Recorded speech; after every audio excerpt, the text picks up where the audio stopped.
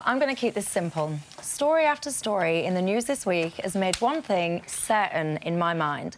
It is time to bring back and properly introduce ID cards into the UK. Having these would likely have prevented the Windrush fiasco and would help vulnerable folk like homeless teenager Ryan Abrahams, whose story I watched earlier this week. ID cards keep things simple. They show who we are, what we're entitled to, can even give information on life-threatening allergies that we have. In fact, the list goes on.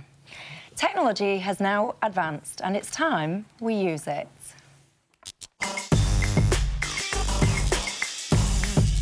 OK, are you talking about a voluntary scheme or a compulsory scheme? Left to my own devices, I'd prefer the latter.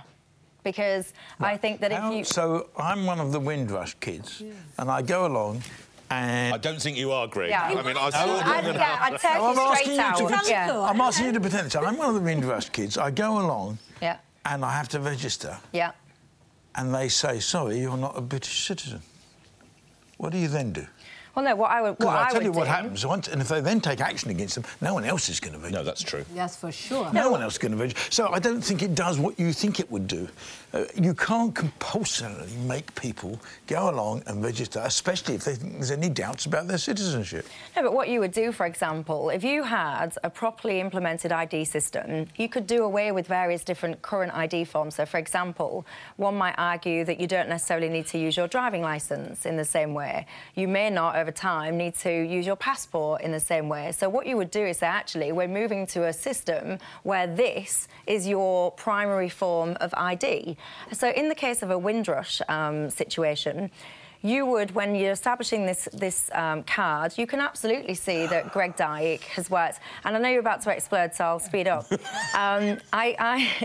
You'd be able to say Greg Dyke has worked, he's paid his taxes, he's had a mortgage or whatever, so you're absolutely in this country as a citizen. I'm one of the Windrush kids, and they go, and the first thing they do is they look at it and say, hang on, you're not entitled to be here. Yeah. But they are entitled to be here. We've cleared that up. No, we haven't. Doesn't it all depend on the type of card that you have? If you have a basic card with your name, age and address and when you were born, that's fine. But it wouldn't be that kind of card now. It would be a card, and I don't know the proper phrase, it would be biometric this and smart card that. It would be everything. And when the last identity card was going to be introduced, remember the ID Card Act in 2006, there were 50 different forms of info that they could keep on the National Register about you. I didn't know there's 50 different kinds of information about anybody, but it means that the state could trawl through your life, through your privacy, through every private aspect of your life whenever they wanted. And just imagine, if you needed it to do everything, imagine what would happen if the state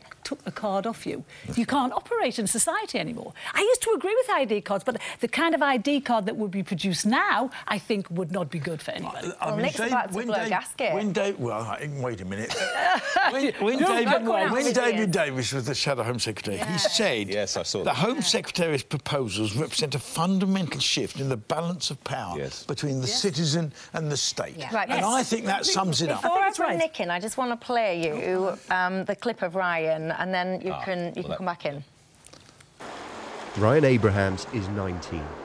Not only has he been unable to find homelessness support, but when it comes to benefits, his circumstances mean he cannot even access the system, let alone make a claim.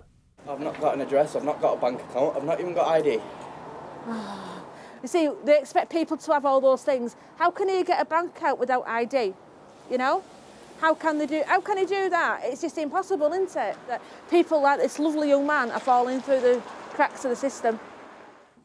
See that? And that clip goes on, and that lad's in tears, and the amount of times I've cried watching that clip, it really affects me. And when I look at stuff like that and I see the cases of Windrush, etc., it reinforces in me ID is the right thing. Then. Well, I need to, because we need to have a reply on the video we just saw. Let's hear from Employment Minister Alok Sharma.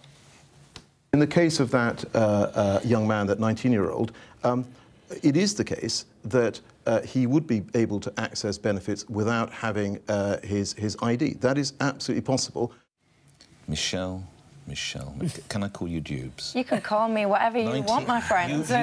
Your business is on the very cutting edge of technology and new developments. You were into bitcoins before I even knew the word. Why do you want to take us back to the 1950s? 1952 is when, point one, Dubes, you are a prominent Brexiteer.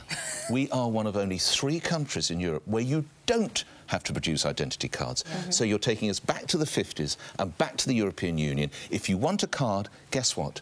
When we're all born, we're given an NHS card. And when you qualify for citizenship, you're given an NHS card.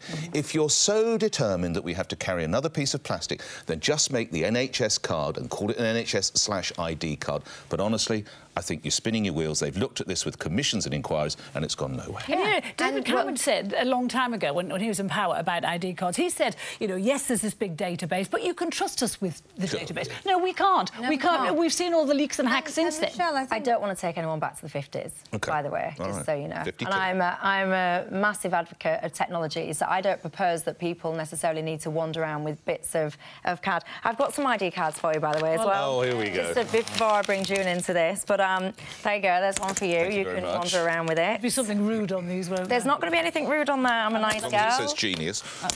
It doesn't a bit. No, these are just very simple ones. In fact, it's got my date of birth, which is bad enough. My picture makes me look like Adolf Hitler or something. But I found that interesting. Well, that's a distinct improvement, mate. Oh, God, you look tough. But you just said it's got your date of birth on. That's insulting. Yeah. No, I'm joking. But that's... How dare you? Got that date of birth. A load of rubbish. A swift Google gives me your date of birth. A card wouldn't just have that, would it? No. It would have, if you had a criminal conviction, it would have your marital status.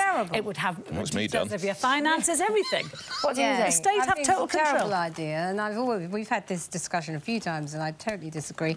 And also, I think, you know, in times of emergency, you know, Nick was talking about 1952, we had ID cards during the Second World War because we needed them. Yeah. We don't need them anymore. And with all the things that you're talking about, it's not as if France is any more efficient than we are on these issues. They have ID cards. It's a hot mess. So to me, I think there's no point to this stuff. As Carol said, you cannot trust who ends up with this information.